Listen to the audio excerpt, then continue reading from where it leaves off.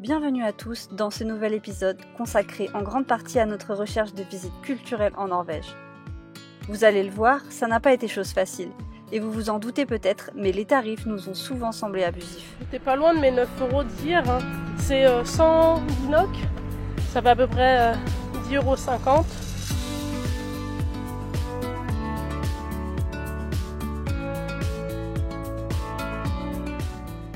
Allez, commençons par l'église en bois debout de Kopanger.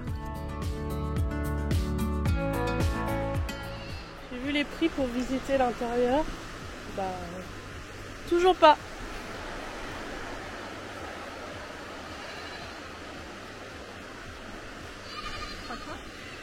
Je disais que j'avais eu les prix pour visiter l'intérieur. Et non, on va toujours pas visiter. Puis je préfère regarder les petites chèvres, moi. On dit que l'herbe est toujours plus verte ailleurs.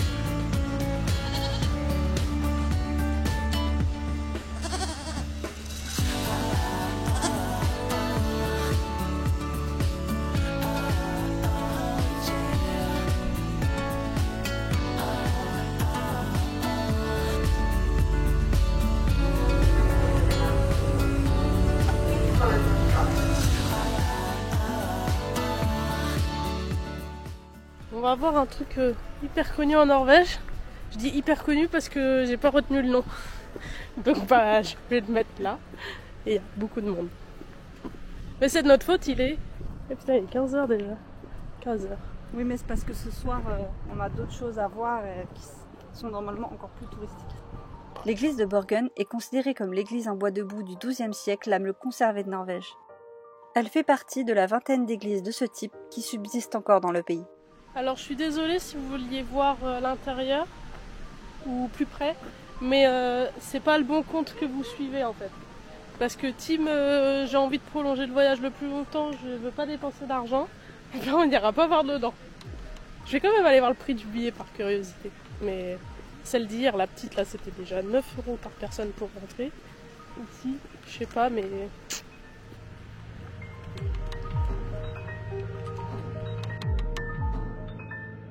J'étais pas loin de mes 9 € d'hier. C'est 100 binoc, ça va à peu près 10,50 €. Et pareil, si tu veux aller aux toilettes, faut quand même avoir le ticket. Ou demander gentiment avec un sourire, ça passe. Mais sinon, ça fait cher quand même. Par contre, en venant ou en redescendant, je vous conseille vraiment de prendre ce qui s'appelle la route historique, qui vous évitera les tunnels, mais surtout de très belles vues et de très belles aires de parking. Et c'est sans trucage, on l'a même pas fait exprès, il n'y a personne. Payer aussi cher pour voir l'intérieur des églises, on n'en a pas vraiment l'habitude.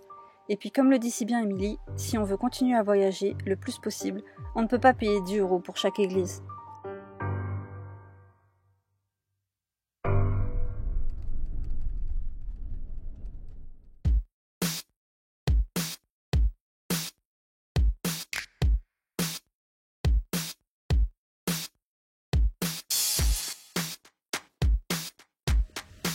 Après la pluie, on a de la chance, on arrive au point de vue et ça se dégage.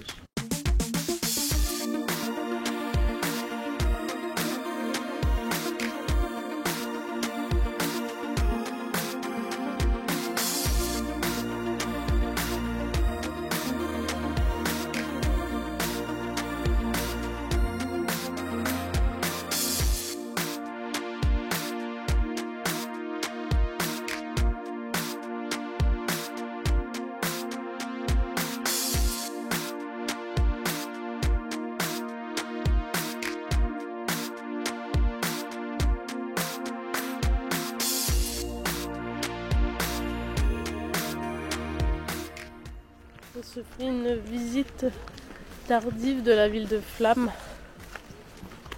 Je peux faire la blague s'il te plaît? Oui. J'espère qu'on va croiser le capitaine.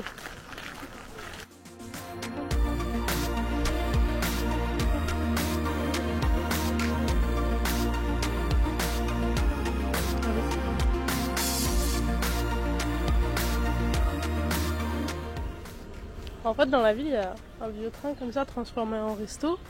Mais puisque, en fait, il y a un train qui monte dans les hauteurs des fjords, qui va de Flam à... C'est quoi le nom de la ville? Bref, on vous le met là si vous voulez.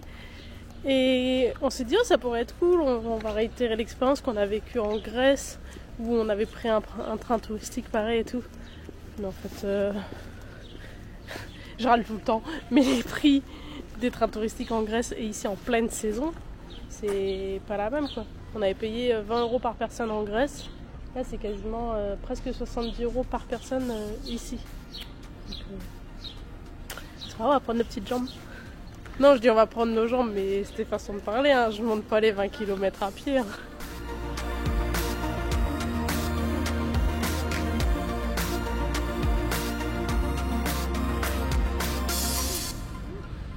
Pour conclure, c'est un peu mignon, mais il n'y a pas grand chose à voir ici à Flam.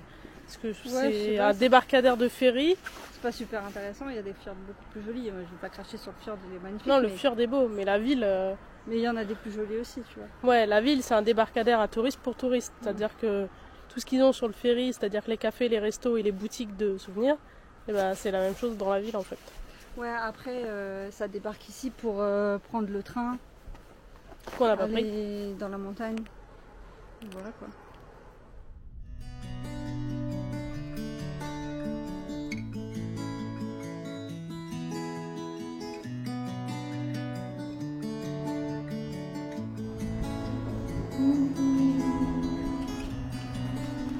Aujourd'hui, on a décidé de faire notre première visite culturelle après longtemps, parce que je crois qu'en Norvège, on n'a pas fait vraiment à cause des prix, il faut dire ce qui est.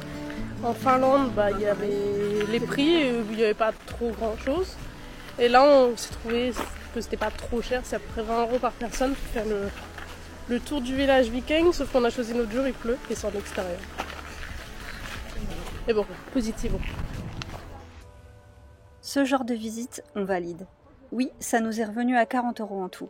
Mais le village, même s'il n'est pas grand, cache plein de petits trésors et d'animations en tout genre. Alors ici, il faut le souligner, ça les vaut.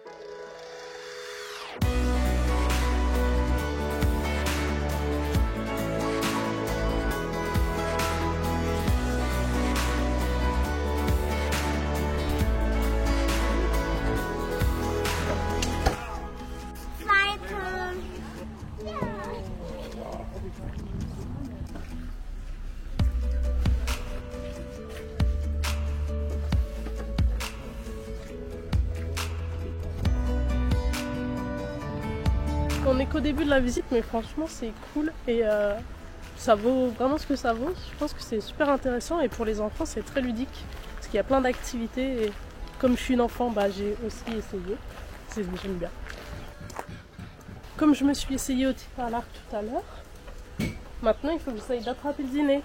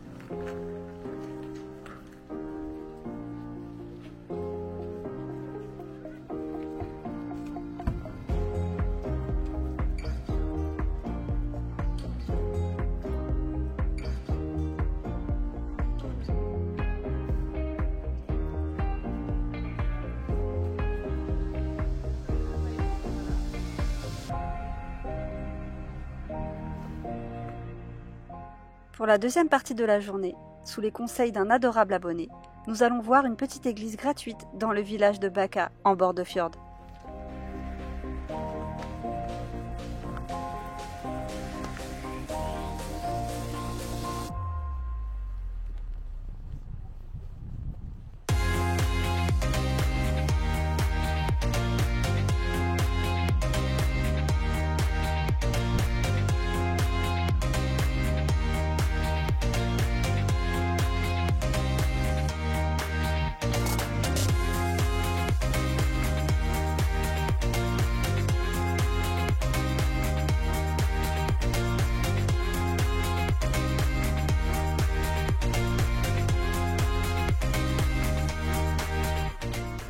Le lendemain, la route nous emmène pour une chasse aux cascades.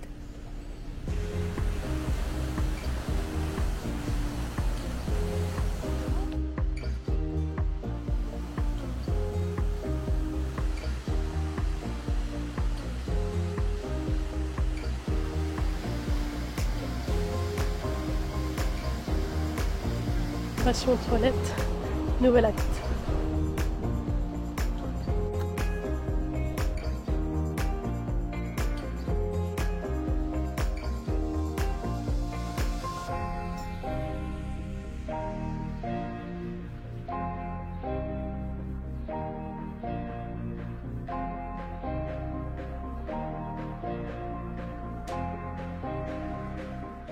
On passera également dans des tunnels assez particuliers, immensément longs, ponctués de ronds-points et de virages incompréhensibles.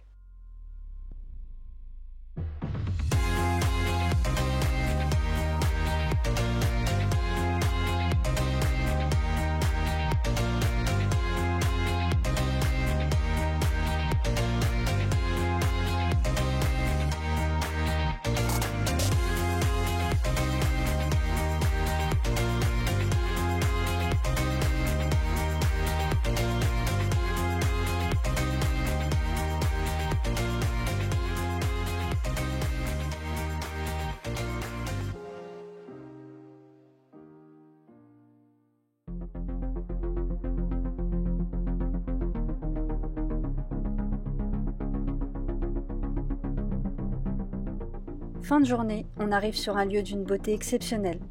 Dans la douce lumière du soir, découvrons ensemble les cascades de Voringsfossen.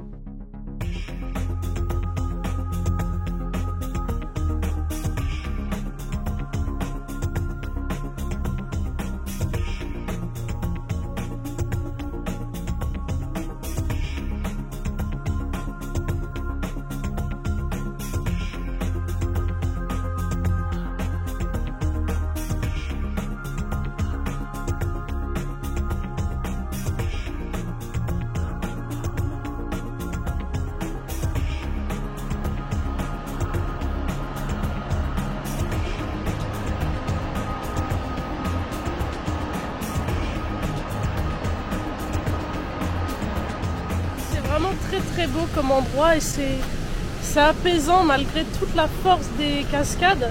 Je sais pas, c'est une sensation de sérénité.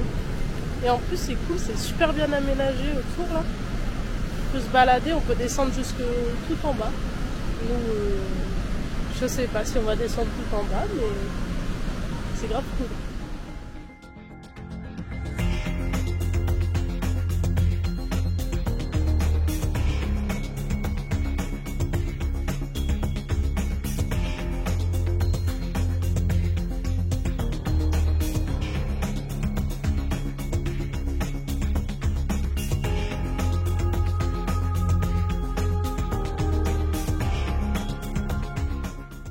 On va manger, mais je voulais vous dire en fait on est sur une marina là depuis hier soir. Je pense qu'on va s'installer ici. C'est calme, il y a des douches, des machines à laver. Il y a du soleil. Il y a du soleil, le petit truc gris là-bas c'est une supérette et la dame qui tient le commerce est super gentille. Et on est bien là, il y a du soleil, il n'y a pas trop de vent. Il n'y a pas de poisson par contre, j'ai pêché. J'ai discuté avec un monsieur qui habite juste là, il m'a dit si tu veux pêcher, il faut au moins que tu fasses un petit kilomètre et que tu ailles là-bas. Mais on verra ça plus tard. C'est l'heure de manger là. Profitons.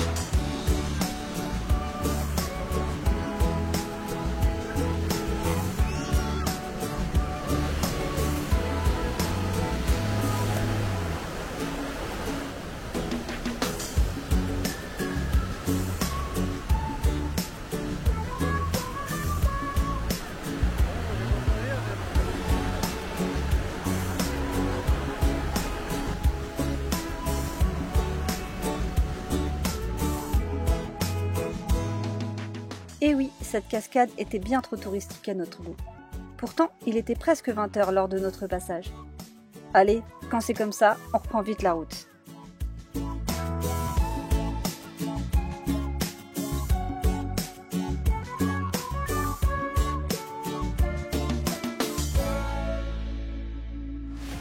La semaine prochaine, on clôture notre passage en Norvège par 2 randonnées époustouflantes. Ne ratez pas le coucher de soleil à Imakono et le lever à Preikestolen.